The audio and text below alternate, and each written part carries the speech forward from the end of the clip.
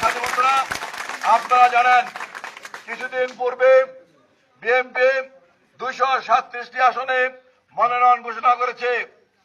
সেখানে এই ঢাকা 12 থেকে আমাকে মনোনয়ন দেয় আমার সৃষ্টিকর্তা আল্লাহ তাআলার কাছে শুকরিয়া আদায় করছি এবং আমাদের পার্টির চেয়ারপারসন দেশনেত্রী বেগম খালেদা জিয়া এবং বিএনপির ভারপ্রাপ্ত চেয়ারম্যান তারেক রহমানের কাছে কৃতজ্ঞতা প্রকাশ করছি। আমি মনে করি ঢাকা 12 এলাকার বিএনপির প্রতিটি নেতাকর্মী, বিএনপি পরিবারের প্রতিটি নেতাকর্মী, জাতীয়তাবাদী শক্তির প্রতিটি নেতাকর্মী আমার জন্য দোয়া করেছিলেন। এই কারণে এটা সম্ভব হয়েছে। আমি ঢাকা 12 এলাকার বিএনপি পরিবার, জাতীয়তাবাদী শক্তির পরিবারের প্রতিটি নেতাকর্মীকে আমি আন্তরিকভাবে ধন্যবাদ জানাচ্ছি। প্রিয় সাথী বন্ধুরা, দেশ আজ একটি কঠিন পরীক্ষার সম্মুখীন হয়েছেন। আমাদের নেতা তারেক রহমান বলেছেন আগামী নির্বাচন হবে একটি কঠিন নির্বাচন, কারণ একটি অদৃশ্য শক্তি ছিল, যেই অদৃশ্য শক্তিটি নির্বাচন চাননি, গণতন্ত্রের বিরুদ্ধে চক্রান্ত করেছিল, দেশের বিরুদ্ধে চক্রান্ত করেছিল। তারা কিন্তু আস্তে আস্তে তারা প্রকাশ্যে আজকে এসেছে। তারা এক এক রূপ ধারণ করছে। একবার বলছে সংস্কার না করলে নির্বাচন হবে না, একবার বলছেন পিআর পদ্ধতি না হলে নির্বাচন হবে না। বাংলাদেশের মানুষ কিন্তু এগুলা গ্রহণ করেনি। নতুন করে তারা আবার উত্থাপন করলো গণভোট। আগে গণভোট দিতে হবে, নতুবা নির্বাচন হবে না। প্রিয় সাথী বন্ধুরা, আমরা পরিষ্কার ভাষায় বলতে চাই, গণভোট আগে হওয়ার কোন নিয়ম নেই। এই গণভোট হলে আগে সংসদে আলাপ করতে হবে, আলোচনা করতে হবে, সেটা তারপরে কিন্তু গণভোটের জন্য পাঠাতে হবে। তাই আমরা বলে গণভোট হতে হবে, কিন্তু সেই গণভোট কিসের গণভোট? তারা 31টা তারা অনেকগুলা দফা দিচ্ছেন গণভোটের, অনেকগুলা দফায় কিন্তু গণভোট হয় না। আমরা বলতে চাই একটি দফায় গণভোট হতে হবে, সেটা হবে যেই দলটি স্বাধীনতা চাইনি, এদেশের মানচিত্র চাইনি, এদেশের পতাকা চাইনি, যুদ্ধের সময় আমাদের লক্ষ লক্ষ ভাইকে হত্যা করেছে, যুদ্ধের সময় লক্ষ লক্ষ মা বোনের ইজ্জত নষ্ট করেছে, তারা রাজনীতি করতে পারবে কি পারবে না সে ব্যাপারে আগে গণভোট হতে হবে। সাথী বন্ধুরা, এই দলটি আজকে ইসলামের নাম ব্যবহার করে ক্ষমতায় যেতে চায়। আবার দেখুন এই দলটি আজকে ইসলামকে ধ্বংস করে দিচ্ছে। এক মুখে বলেন আমরা ইসলামিক দল, আমরা ইসলাম জামাতকে ভোট দিলে বেহেশত পাওয়া যাবে, তারা বেহেশতের টিকিট বিক্রি করা শুরু করেছে। আবার একই মুখে বলেন আমাদের প্রিয় নবী হযরত মুহাম্মদ সাল্লাল্লাহু আলাইহি ওয়াসাল্লাম জীবনে অনেক পাপ করেছেন, তিনি তওবা করেন নাই, তওবা করা উচিত ছিল। আবার বলেন কোরআন শরীফে 53 জায়গায় ভুল আছে, এটা সংশোধন করা উচিত। আবার বলেন কোরআন শরীফ হলো শুভান্তরের ফাঁকি। যেখানে উন্নত বিশ্বে, বিশেষ করে ইউরোপ এবং আমেরিকায় যারা কোরআন নিয়ে চর্চা করছেন, তারা দেখলেন কোরআনের বাইরে পৃথিবীতে কিছুই নাই, তারা মুসলমান হয়ে যাচ্ছেন।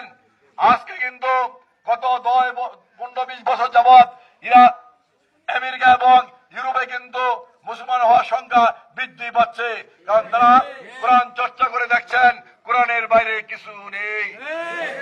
আর আমাদের জামাতের ভণ্ডরা এই দেশে বলছেন কোরআন ভুল, ওখানে ভুল আছে, কোরআন হলো সমান্তরের ফাঁকি।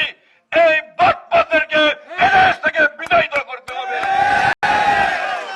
সাথী বন্ধুরা, তারা এক এক সময় এক এক কথা বলেন, ইসলামের কথা বলে ক্ষমতায় যেতে চান, আবার ইসলামের বিরুদ্ধে করে, কোরআনের বিরুদ্ধে করে এবং আমাদের নবীজির বিরুদ্ধে করে, আমাদের নবীজির প্রথম স্ত্রী বিবি খাদিজার বিরুদ্ধে মিথ্যাচার করে একটি গোষ্ঠীকে, কয়েকটি রাষ্ট্রকে খুশি করে তারা ক্ষমতায় যেতে চান।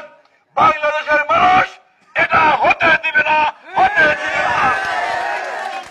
বাংলাদেশের মানুষ শহীদ রাষ্ট্রপতি জিয়া রহমানের মুক্তিযুদ্ধের ঘোষণা শুনে রণাঙ্গনে গিয়ে যুদ্ধ করে দেশ স্বাধীন করেছে। আমাদের নেতা শহীদ রাষ্ট্রপতি জিয়া রহমান পরিষ্কার ভাষায় বলেছেন একটি গোলাপ ফুলের যেমন অনেকগুলা পাপড়ি থাকে, আমাদের দেশে আমরা হলো বাংলাদেশী জাতীয়তাবাদ। এই বাংলাদেশী জাতীয়তাবাদে বাংলাদেশে বিভিন্ন ধর্মের লোক থাকবে, বিভিন্ন বর্ণের লোক থাকবে, বিভিন্ন উপজাতি থাকবে, সবাই হলো এক একটি পাপড়ি, আর সেটাই হলো বাংলাদেশী জাতীয়বাদ। আমরা এই লক্ষ্যে আমরা ঐক্যবদ্ধভাবে আমরা দেশ গঠন করব। প্রিয় সাথী বন্ধুরা, তাই আজকে বলতে চাই, আজকে যে দলটি ধর্মের নামে ক্ষমতা যেতে চায়, অথচ কয়েকটি রাষ্ট্রকে কয়েকটি গোষ্ঠীকে খুশি করার জন্য ধর্মকে ধ্বংস করে দিচ্ছে, তরুণ সমাজ সেই দলটি থেকে সাবধান হতে হবে, সেই দলটিকে না বলে দিতে হবে। যেই দলটি এদেশের স্বাধীনতা চাইনি, যে দলটি এদেশের মানচিত্র চাইনি, যে দলটি এদেশের পতাকা চাইনি, যে দলটি যুদ্ধের সময় আমাদের অনেক লক্ষ লক্ষ ভাইকে হত্যা করেছে, যে দলটি যুদ্ধের সময় লক্ষ লক্ষ মনের ইজ্জত নষ্ট করেছে, সেই দলটিকে না বলতে হবে। সাথী বন্ধুরা, সর্বশেষ বলতে চাই, আগামী ফেব্রুয়ারি মাসে যেই নির্বাচন হবে, সেই নির্বাচনে দেশের স্বাধীনতার স্বার্থে, দেশের গণতন্ত্রের স্বার্থে, দেশের উন্নয়নের স্বার্থে, এই বাংলাদেশে ইসলামী ঐক্যকে অটুট রাখার স্বার্থে বিএনপির প্রার্থীকে ধানের শীষে ভোট দিয়ে জয়যুক্ত করবেন। প্রিয় সাথী বন্ধুরা, আমি আমার বক্তব্য দীর্ঘায়িত করবো না, শুধু বলতে চাই, গত 16 বছর এই সরকার সারা বাংলাদেশে একটি মাদকের রাজ্য কায়েম করেছিল। বিশেষ করে ঢাকা 12 আসনের এমপি ছিলেন স্বরাষ্ট্রমন্ত্রী কুখ্যাত কামাল। তার পুত্র একজন মাদক সেবন ছিলেন, সারাদিন সারা রাত মাদক সেবন করতেন এবং ঢাকা মহানগরীতে একজন সবচেয়ে বড় মাদক ব্যবসায়ী ছিলেন।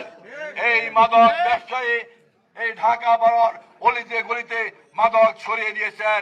আমরা শুধু একটি কথা বলতে চাই, আল্লাহর রহমতে বিএনপি যদি ক্ষমতা আসে, আল্লাহর রহমতে এই ঢাকা 12 মানুষ যদি আমাকে তাদের পাশে রাখা থাকার সুযোগ দেয়, তাদেরকে সেবা করার সুযোগ দেয়, আল্লাহ পাক যদি আমাকে কবুল করেন, এই ঢাকা 12 থেকে মাদককে উৎখাত করবই। এই গত 16 বছর এই স্বরাষ্ট্রমন্ত্রী ও তার সাঙ্গ বাগুরা এই ঢাকা 12-তে স্বরাষ্ট্রমন্ত্রী নিজেও মানুষের নিরীহ মানুষের বাড়িঘর রেখে গেছে। একটি পরিবারে যদি ভাই বোনদের কোন সমস্যা থাকতো, বাড়ি নিয়ে স্বরাষ্ট্রমন্ত্রীর কাছে গেলেই সেই বাড়ি লিখে নিত। এলো বড় চাঁদাবাজ স্বরাষ্ট্রমন্ত্রী কামাল। কিন্তু এই এলাকায় চাঁদার রাজবাজের রাজত্ব কায়েম করেছিলেন। আমরা পরিষ্কার ভাষায় বলতে চাই, এই চাঁদাবাজরা ডাইরেক্ট এবং ইনডাইরেক্ট ভাবে এখনো তারা চাঁদাবাজি করছে। অনেকেও বিভিন্ন ভাবে একজন আরেকজনের ঘাড়ে উপরে দিয়ে চাঁদাবাজি করছে। আমি পরিষ্কার ভাষায় বলতে চাই, বিএনপিতে চাঁদাবাজদের ঠাঁই হবে না, চাঁদাবাজদের ঠাঁই হবে না।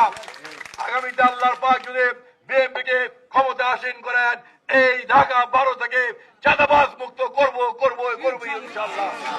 সাথী বন্ধুরা, বক্তব্য দীর্ঘায়িত করবো না, আমরা শুধু বলতে চাই, আমরা তারেক রহমানের নেতৃত্বে এই বাংলাদেশকে একটি সুন্দর রাষ্ট্র হিসেবে, উন্নয়নশীল রাষ্ট্র হিসেবে আমরা সবাই মিলে করব, সেই প্রত্যয় ব্যক্ত করছি। পাশাপাশি আজকে বিটিসিএল এই ক্রীড়া স্পোর্টিং ক্লাব আমাদের এই এলাকার যুবক ভাইরা করেছেন। আমরা মনে করি এই বিটিসিএল স্পোর্টিং ক্লাবের মাধ্যমে এই এলাকায় সামাজিক কর্মকাণ্ড হবে, এই এলাকায় একটি সামাজিক বন্ধন সৃষ্টি হবে, সেই প্রত্যয় ব্যক্ত করছে। আগামী নির্বাচনে সবাই ধানের শীষে ভোট দিয়ে বিএনপিকে। আপনার জন্য অনেক লোকজনকে জেলে নিয়েছেন, মামলা নিয়েছেন। প্রিয় সাথী বন্ধুরা, এই ক্লাবের নেতৃত্বে এই এলাকায় সামাজিক একটি বন্ধন সৃষ্টি করবে।